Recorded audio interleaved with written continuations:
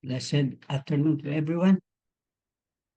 Isang mapagpalang araw naman ng linggo sa bawat isa at tayo po ay nagagalak upang tayo ay magsama-sama sa isang pag-aaral ng salita ng Diyos na kung saan po ay ito po ay magbabahagi sa atin o magbibigay sa atin ng kalakasan sa ating spiritual nating pangangailangan.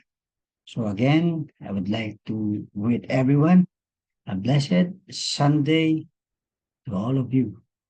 Sa ating pagsisimula, ay nais ko po na basahin po sa inyo in the book of Matthew chapter 7 verses 7 to 8 sa ating pagsisimula. And the word of God says in the book of Matthew chapter 7 verses 7 to 8, ask and it shall be given you, seek and you shall find, knock and it shall be opened unto you. For everyone that asketh, receiveth, and he that seeketh, findeth, and to him that knocketh, it shall be opened. Tayo po muna yung manalangin. Let us pray. Heavenly Father, we thank you so much for this wonderful day again that you've been so good unto us for the past days. And we realize, oh Lord, that what we do today now, it is because of what we prayed for. Thank you, and may you bless each one of us as we consider that this moment of our study about your word will be the moment of giving us encouragement and uplifting each one of us today. Bless us in the midst of the service, and may your name be honored and glorified in our midst. This we ask and pray in Christ's name. Amen. Ang pag-aaralan po natin ay nababatay po sa the book of Matthew chapter 7 verses 7 to 8, the three conditions in prayer. So conditions in prayer. Ang pagpapanalangin ay may mga bagay na dapat po tayong gawin. And we need to accelerate ourselves on how to pray to our Lord. And it seems that in our prayer, we're always asking for something to God. But the best thing that we could do when you wanted that your prayer be put into an answer, this: when you make God your heart's delight, you will have your heart's desires. So the answer to a prayer is like this: put relationship before result. Yan po yung dapat po natin gawin. And there are three kinds of prayer that should be a part of our Christian walk. No? Ito po kailangan po natin ito sa ating pamumuhay. But because in this passage alone, the book of Matthew chapter 7 verse 7 to 8 is an important part of Jesus' teachings about prayer. It actually speaks about the three kinds of prayer that should be a part of our Christian walk. So let's find out what did Jesus meant when he says, ask, seek, and knock. Ano po ibig sabihin ni Kristo nung sabihin po niya na ask, seek, and knock? Isa-isahin po natin ang bawat sinabi po niya. At upang malaman po natin gaano po ito kaimportante sa buhay ng bawat isa sa atin, especially in our Christian walk. So the first one is the word ask. Humingi o hihingi ka. So ito po ay napakaganda. At sasabi po niya, humingi ka sa akin. Sabihin mo sa akin ano pangailangan mo. Sabihin mo sa akin ano ang nasa loobin mo. Ask before the Lord. But sabi niya, if you ask not, of course, you get not. Wala kang mapapala na ma-receive mo kung hindi ka naman nanghihingi. So that is why the Lord Jesus Christ is teaching us today, if we haven't been practicing this in our prayer, to ask before Him. Because if you don't ask, you will receive nothing. So how could we consider that our asking would be what we call in effect? Sabi po na in the book of Matthew chapter 21 verse 22, ay napakaganda po na ito po yung sinabi niya na tayo po ay hihingi sa Panginoon at sa pamamagitan ng paghingi natin, and all things whatsoever you shall ask in prayer, believe you shall receive. So, ano po ibig sabihin ito? Matthew chapter 21 verse 2. Ask in faith. Humingi sa Panginoon na nandyan po yung paniniwala at pananampalataya mo. So you have to ask in faith. Sabi niya, and all things.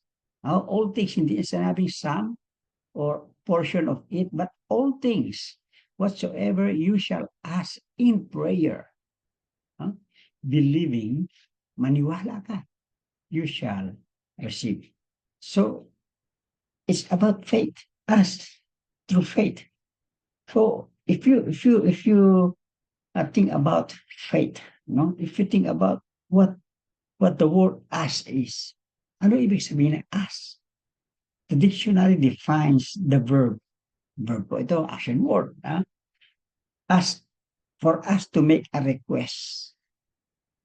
Humihingi po tayo ng pabor sa ating Panginoon. No? And we are asking in faith. No? So we cannot just ask. Look at it. We cannot just ask something from a stranger. Dahil hindi tayo naniniwala po sa Kanya. And there will always be doubting. But ibibigay kaya niya ang hinihingi natin. Hindi tayo nakakasigurado. But to our God, nakilala mo ang Diyos. Dahil sabi niya, kung nais mo makita ang resulta ng iyong hinihingi sa Panginoon, itama mo muna ang relasyon mo sa Diyos. Put a relationship to God before the result. Napaganda po, di ba? So, but there will be certainly in this earthly world, no? Pag humingi po tayo sa ibang tao kasi hindi tayo nakasigurado na ibibigay. But when you ask to God, asking in faith to God, you believe that you will receive. Because that is faith in asking of God. No? So, ang ibig sabihin, pinapaniwalaan mo ang pananampalataya mo at pinaniwalaan mo na ibibigay ng Diyos yan. Why? Because you have put first, inilagay mo muna yung relationship mo sa Panginoon at dyan mo makikita ang resulta ng iyong panalangin. There will never be an answered prayer if you don't have a relationship with God. Dahil sabi niya, balikan mo po yung unang sinabi niya kanina ay napakaganda. Sabi, when you make God your heart's delight, you will have your heart's desire. So ibig sabihin, put relationship before the result. Yan po. So you have to ask in faith. Ask in faith. Because faith has to do with things that are not seen. Sabi po in the book of Hebrews chapter 11 verse 1. Yeah? That faith has to do with things that are not seen and hope with things that are not at hand. Pinaniniwalaan mo ang mga bagay na hindi mo nakikita at umaasa ka sa mga bagay na wala pa sa kamay mo. And that is asking in faith. So let us not confine faith or confuse faith with self-confidence. Na iba po. Yung paniniwala mo at pananampalataya mo na ibibigay ng Panginoon, iba po yung self-confidence. Yung self-confidence, yung malakas yung loob mo na maaangkin mo, matatanggap mo. Iba po yun. Because meron ding discouragement through self-confidence. Paano kung hindi mo makaya? Paano hindi nangyari? Pabubura yung self-confidence mo. But in your faith, faith is not an emotion or a feeling. Hindi po emotion, hindi po feeling. Yung faith is nasabi po dito. Either, it's not what you call gambling. Why do I call it gambling? Dahil ganito, kung minsan sabi mo, because we are blind in faith. And yung ibig ko sabihin, when you do not ask in faith, nakikipagsapalaran ka. That is, you putting yourself into a self-confident situation. And you put yourself na makikipagsapalaran ka, living your life at the hands of uncertainty. No? Walang kasiguraduhan. Yan po ibig sabihin, kung walang pananampalataya, paniniwala na matatanggap mo, you are putting yourself in what we call makikipagsapalaran. The right word, if I'm not wrong, ang ginagamit po natin, swerte-swerte. In our Christian walk, in our Christian life, there is no such word as lucky. Wala pong swerte sa atin bilang isang Kristiyano. Because everything had been planned by God. Plano na po ng Panginoon yan.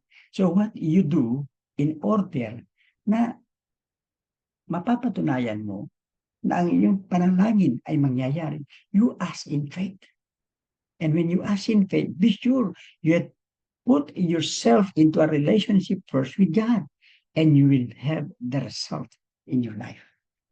So, some people would say, swerte, taya ako ng loto, taya ako dyan sa ano, baka swertehin ako. No.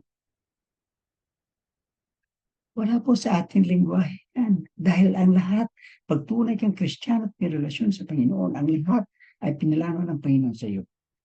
Because of faith, you have not seen the things. You don't have, you put your hope on the things which are not yet in your hands. No? Magugulat ka mangyayari sa iyo. And that is because it is only by the grace of God na siya po ay magbigay sa atin. It's the conviction that the invisible God will provide us what the hope is. Hebrews 11:1, yan po yung sinagay na. Ng pag-asa po natin na matatanggap yan ay sa mga bagay na hindi po natin nakakamtan pa, nasa kamay natin, pero pinaniniwalaan natin ang mga bagay na hindi pa natin nakikita. You ask in faith to God. No? Dahil sabi, nothing is impossible before God. So not only you have to ask in faith, sabi niya, act in faith. So ang ganda ba?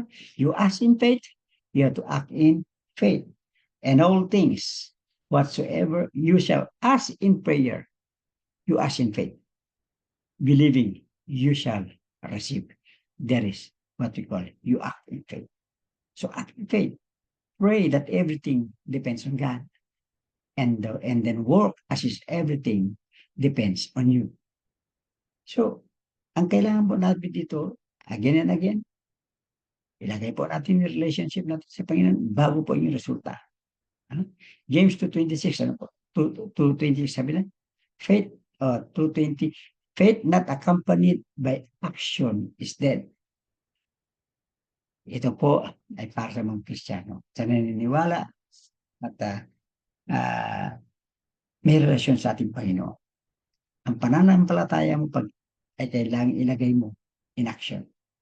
Faith not accompanied by action is dead. Tawag po yan. No? Pero hindi po ibig sabihin yan na hindi po tayo ligtas kung wala yung work na yan. No. Ay ibig sabihin, it is the plus factor of being saved. Na ikaw ligtas, ang kailangan gawin, you have to act in faith. So faith isn't just something you talk about. Hindi yung pinagkukwento mo na pananampalataya ko. It is something you do or put into action because of your faith. Kaya, very good example. Gumagawa ka ng isang proyekto na very simple project for you, for your family o dyan. Sabi mo, gagawin ko ito, pero problema ko, wala ko gagamitin. But you have some materials for it. Meron lang kulang. Anong gagawin mo? Ganyan lang ba? Hindi mo gagawin? Siyempre gagawin. Sige, gagawin ko ito, tatrabuhin ko ito. I know. Nananiwala ka, yung mga pangangailangan mo, kulang mo, bibili pa rin ng Panginoon. Inumpisahan mo, you have act in faith, and then God will do the rest.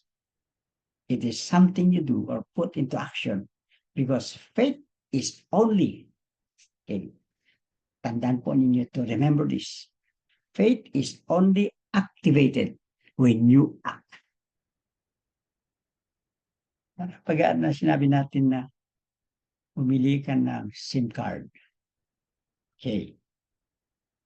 Pag hindi mo inilagay sa cellphone mo SIM card na yan, na-activate ba? Hindi. So pag bumili ng SIM card, inilagay mo sa cellphone mo, kailangan mo i-activate. Kahit hawak-hawak mo SIM card na yan, ito po yung SIM card ko, ito yung magagamit ko, pero hindi mo ginamit yan, hindi you have not put it into action, walang mangyayari. Your faith in God, ipakita mo yung faith in mo sa Panginoon, gumawa ka din ng paraan upang ikaw ay pagpalain ng Diyos. Marami kasi minsan sa mga Christian, dahil sabi nila, may pananampalataya ako sa Panginoon. Sabihin pa nila, may the Holy Spirit work, pero ikaw hindi ka gumagalaw. Sabi niya po, hindi po dapat ganoon. Ang panan mo, yung dapat mo magagawa rin. At ang Diyos, siya na magpapatuloy at gagawa at tutulungan ka ng Diyos.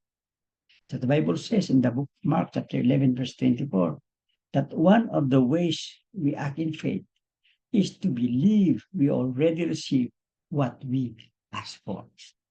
Okay. Di ba? Paniwalaan mo na yung hiningi mo sa iyong pananampalataya ay may isa katuparan. Mangyayari sa iyong buhay. And that is what we call ask. But if you ask not, you will get not.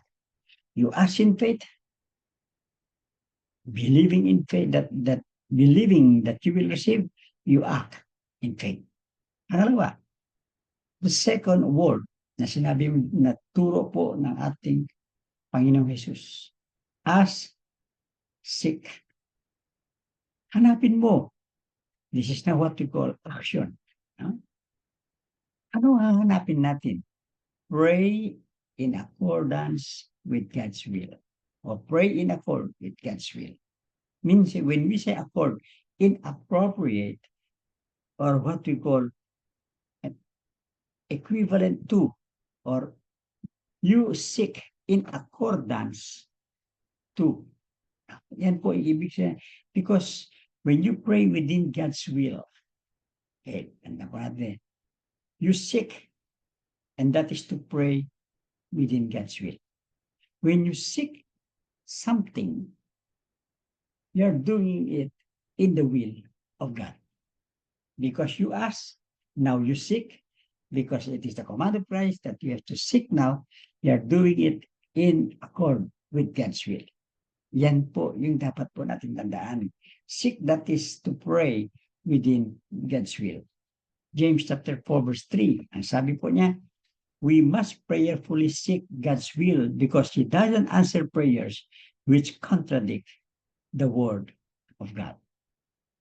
Hindi po mangyayari pag yung hinahanap mo ay kontra o laban sa salita ng Diyos. It must be relevant with the word of God. So, very simple. Okay, in the book of Matthew chapter 7, verse 11. Tingnan po natin. Matthew 7, verses 9 to 11. Sabi, or what man is there for few, whom is his son ask bread? Will he give him a stone?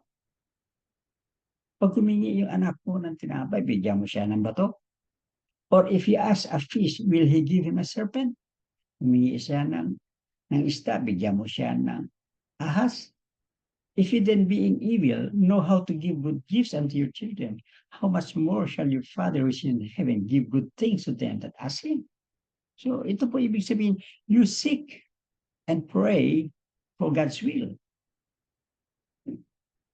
Yan po ibig sabihin na Matthew chapter 7, verse 9 to 11. So pray for something that is in accordance with God's will. Pag yung pinagpe-pray mo ay para baga alam mo na ito po ay kontra labag sa salita ng Diyos, hindi pagkakaloob ng Diyos sa iyo yan. Hindi mangyayari para sa iyo yan. Dahil ito po'y labag sa salita ng Diyos. The very good thing, may a good example in the Bible na hiningi kailangan hingin natin. Ano yun? Philippians 4:19. And God will supply all our needs.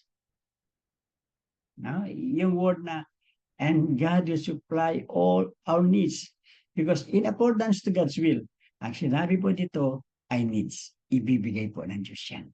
Dahil pangangailangan mo. Because God is in concern to meet our human needs. Concern ng Diyos na ibibigay niya yung pangangailangan natin bilang kanyang mga anak.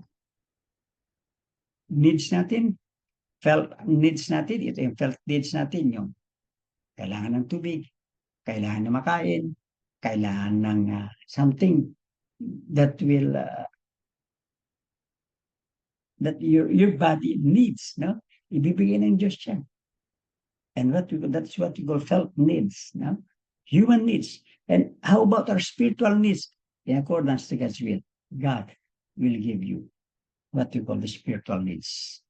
And that is one is prayer. So the question is, could we discern God's will? When you seek the Lord your God, you will discern God's will. So discern within God's will. Ano man yung gagawin mo, ano man pinag-iisip mo na gawin, again sa isip mo, magugustuhan kaya ito ng Diyos. Hindi kaya ito labag sa kagustuhan ng Diyos. Ano sabi in the book of Matthew 6:33?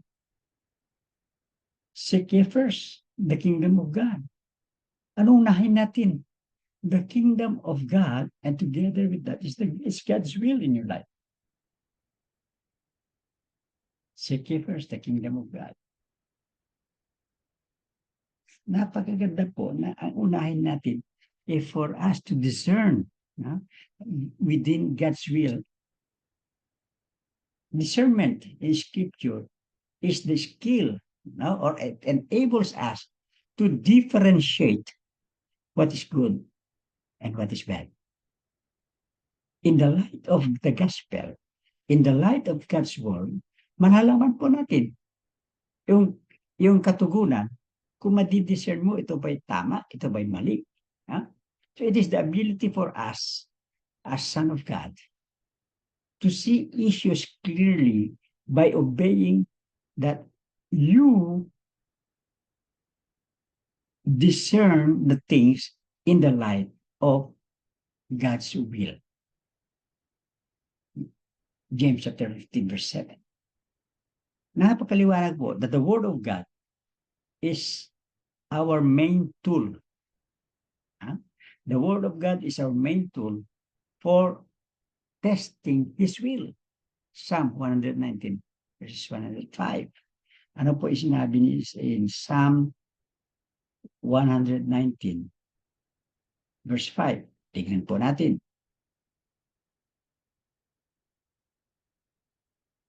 Psalm 119 verses 105.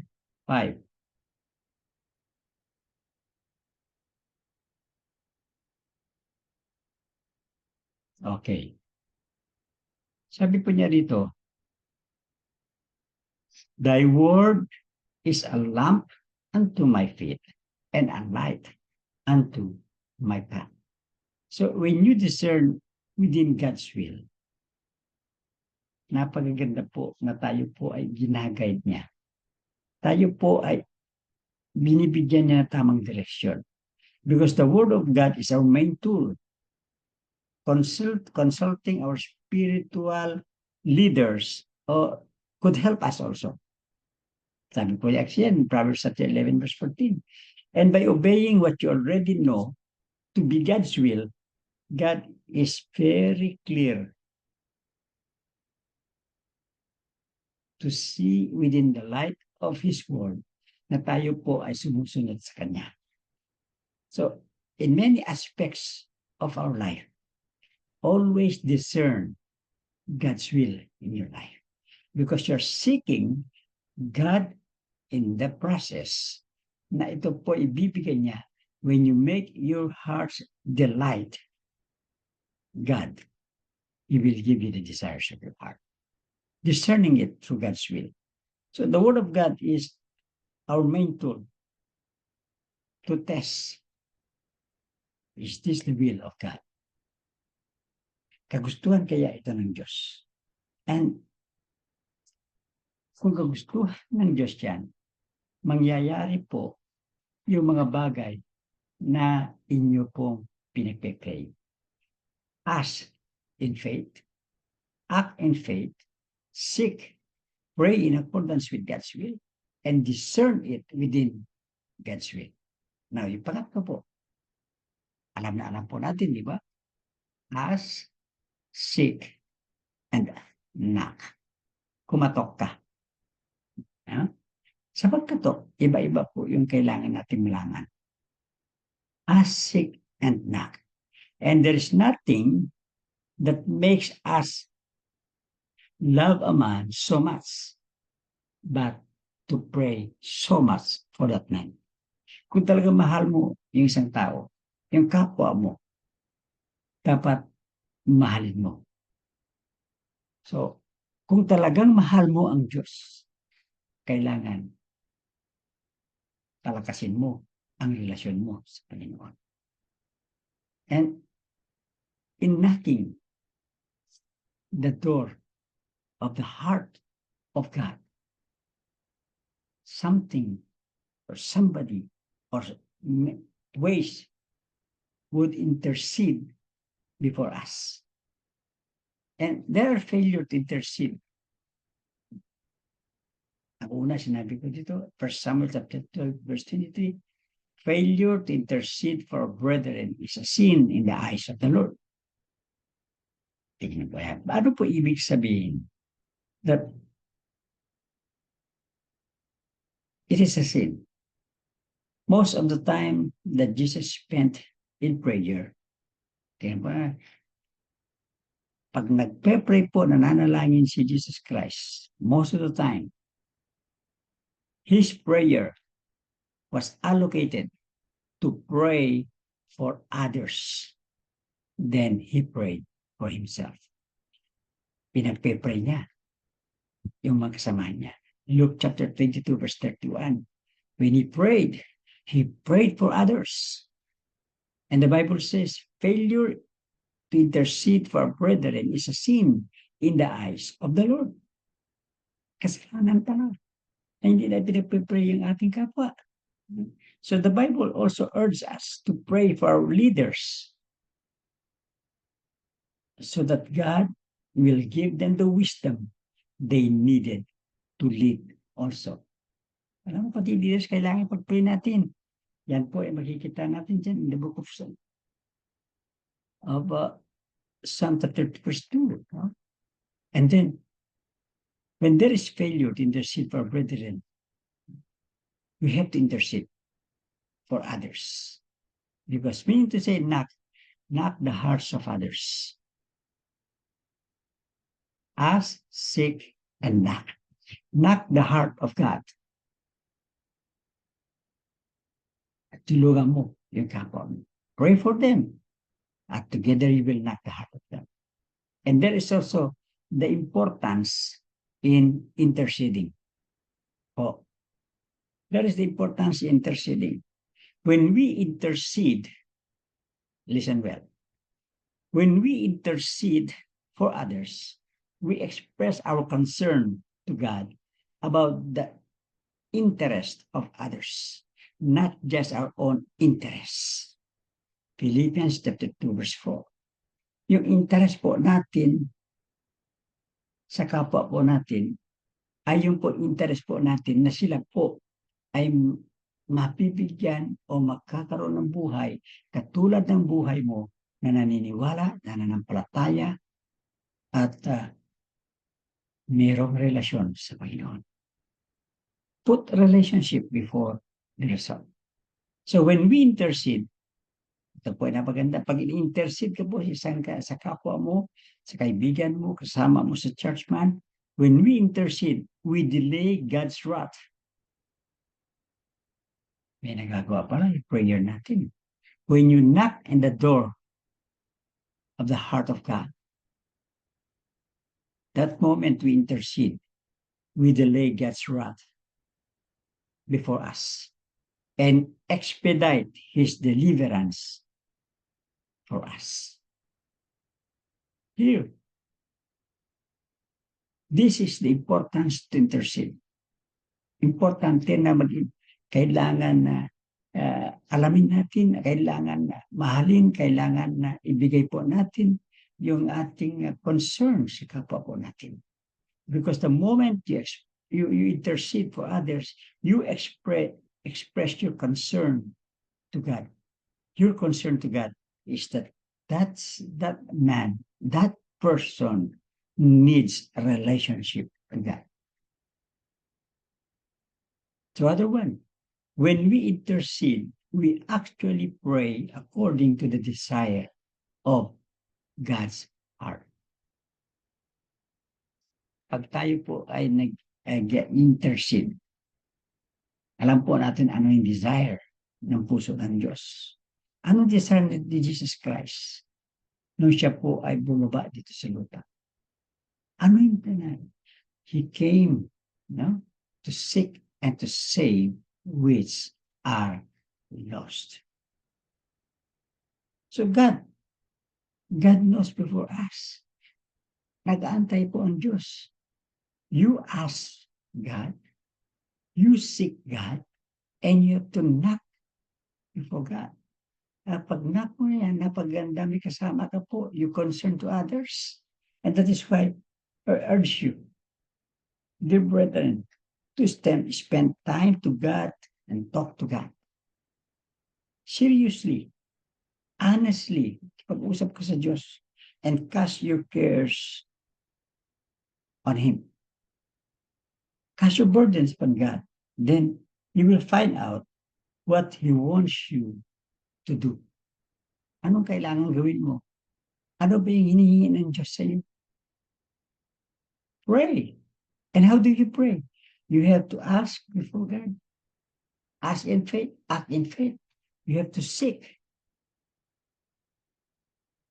accordance to God's will and discern according to God's will. And you have to knock the heart of God. Because there is importance in interceding others because of your concern to God. And God will delay His wrath towards us or that person, but then He will expedite His deliverance towards us. Yan po yung pangyayari pag tayo po ay nananalangin. Ibig sabihin, na sa ating panalangin, when we do that thing in prayer, ang Panginoon po ay nasisiyahan para sa atin. Take note na yung conditions of prayer na ito na tatlo, ask, seek, and knock. Pray that everything depends on God. Look after your relationship with God.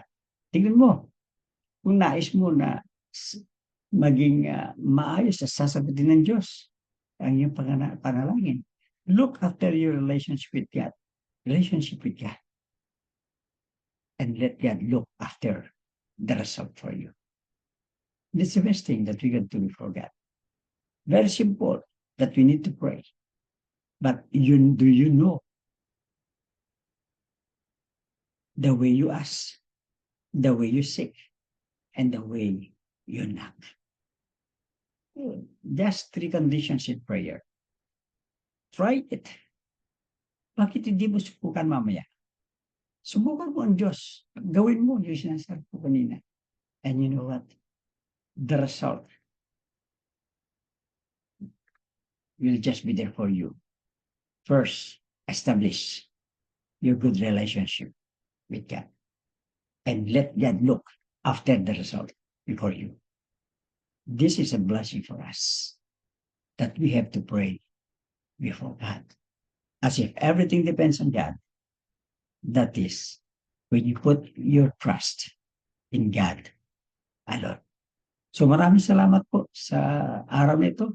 And may God bless each one of us today. Especially, we look forward for a brighter life in the future. Pray, pray, pray. Magandang hapon po uli sa bawat isa. God bless us.